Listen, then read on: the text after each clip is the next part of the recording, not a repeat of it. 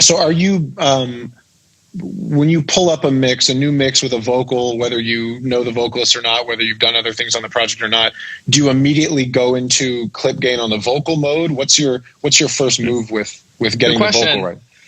My first move at this point is putting the Unfairchild and my Siemens EQ on it. Like they're in line with each other as an insert. And I usually just put that on first and see what it does. I don't remember the last time I didn't like it better. So if somebody had an Unfairchild question, and that's basically a saturation character thing for most every vocal that you do. Yes. And it's a very clean, transparent saturation in the feedback mode, not the feed forward mode. Feed forward mode offers some upper auto harmonics, and I don't use it in that mode. Sometimes on drums, I'll flip it into that mode. And you're not the needle's not really moving at all on that, so there's no compression, you're just running it through tubes basically. Sorry, this is an actual Unfairchild made by Undertone Audio, not the UAD Fairchild. Yeah, they sound nothing alike. There's nothing about them that is similar except for what they look like visually, which is probably back to episode 1 or 2 we've done. This is why I don't like talking about the things that I'm talking about, is that they when you think you're using a certain compressor or EQ that has a visual aesthetic that is modeled, that's not what you're using. You're not using the 1176 that Chris Lord-Alge used, right? And then that also being said, I wanted to talk about this, like using the CLA plugins and the JJP waves and all these like all-in-one plugins. If you're a finalizer, if you're a mix engineer, man, just all of you challenge yourself to not use that shit. If it gets you somewhere faster and that's your way of rationalizing that, find another way. Make your own chain. Like that shit is just too heavy-handed, and let the songwriters use it to get their idea across really fast. And let's just challenge ourselves to not use those all-in-one things, man. I mean, they're useful tools if you're not mixing. Yeah, I mean, I'm just kind of pleading with, like, I get something. Yeah, exactly. That's a good way to put it. I'm really pleading with everyone. Like, the CLA vocal is not all set with the CLA. I like that. Like, it's not made for us. It's not made for engineers. I would argue it's not made for anybody. And it's not made for the songwriter. You can have a engineer friend of yours hook you up with a vocal template that has none of that stuff on. You're going to like it better in the long run. I understand the utilities of it, how it's all built in, and you have delays, you have all these things. I get it. Take a half hour with a homie and make that. And you'll have that already in your opening session. You can now default to open a session, and you can always do this in DAWs. You don't need that on your vocal chain. It sounds terrible. It makes it harder for a mix engineer to do their job the way that you want them to do it, but you don't even know you want them to do it because you're already have demoitis. You already heard this overly compressed loud version, and you haven't been able to open your brain or your ears or your heart up to what could have been, because that's been there the whole time. And that's a psychological issue. That's another whole thing that I'm still working on how to even talk. And I'm trying to write a paper on it. That the case of demoitis is like a thing I really want to understand and talk to people and write about, because I think it's missing the opportunity and of possibility, because from the beginning, that's what something sounded like. And you fell in love with it, and you fell in love with something that's not going to work in multiple places to its optimal possibility.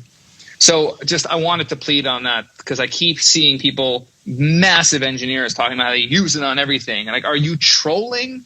Because if you're trolling, you're an ass, and stop trolling, because there's too many people out there that are taking everyone's word for it, including mine. And I take high responsibility in that and what I'm saying. And I'll stand behind everything and talk about why I don't use things and why I do. That's why I want to do this with you, because I think it's important to know why you use tools, not why people say it, and like actually why.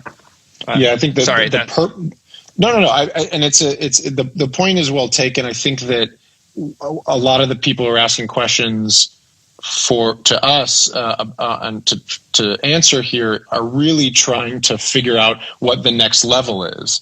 And I think that's why it's so interesting talking to you about things like we were talking about a second ago. Maybe you can talk more about it, but the idea of, okay, I get a vocal in that, I've done mixed jobs and things in the past where I get a vocal in and I just kind of, all right, reach for a compressor, reach for some other stuff. And talking to you about this stuff has made me rethink how I approach stuff.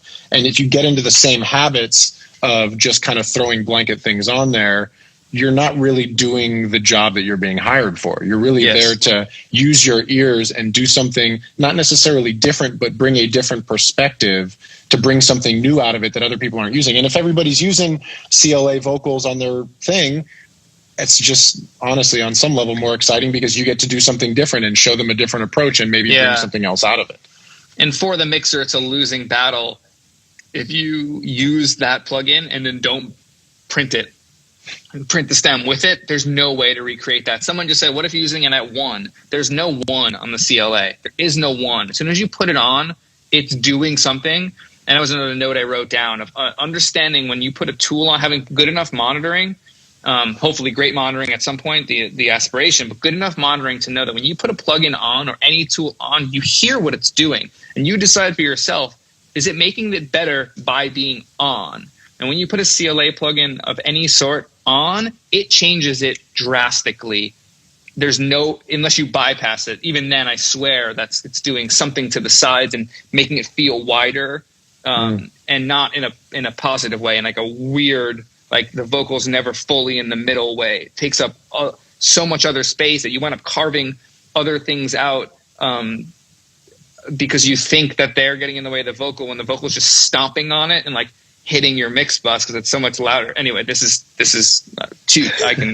This can go on forever. And I also wrote down like nerdism. Nerdism can go so deep. And another reason why I don't want to discuss tricks a lot of the time is you can get super nerdy to a point where it's not going to help anybody. And I want to stay pretty base level on technique of like, this is a cool thing. Let's try this to go that, because you can go really deep and engineers are nerds. I'm a super nerd. I think I have the right level of cap on my nerdism where I don't know. I can also help bring you back on some of this stuff too. Yeah, where, yes. One of the things that I like about all of our discussions, and one of the reasons we started doing this, is I love going nerd deep. Nerd deep, that's a new phrase. But also being able to go, okay, but why are we doing this? And does this make the vocal better? Does it make the song better? Do we want to dance or cry or whatever it is?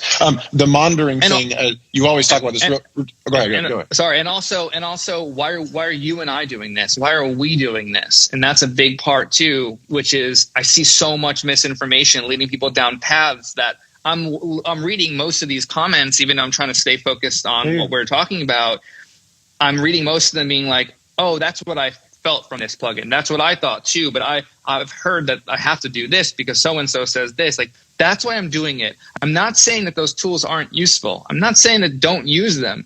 I'm just challenging you to understand why they do what they do, and do you need it to do that every time? And just understanding why is really what it comes down to.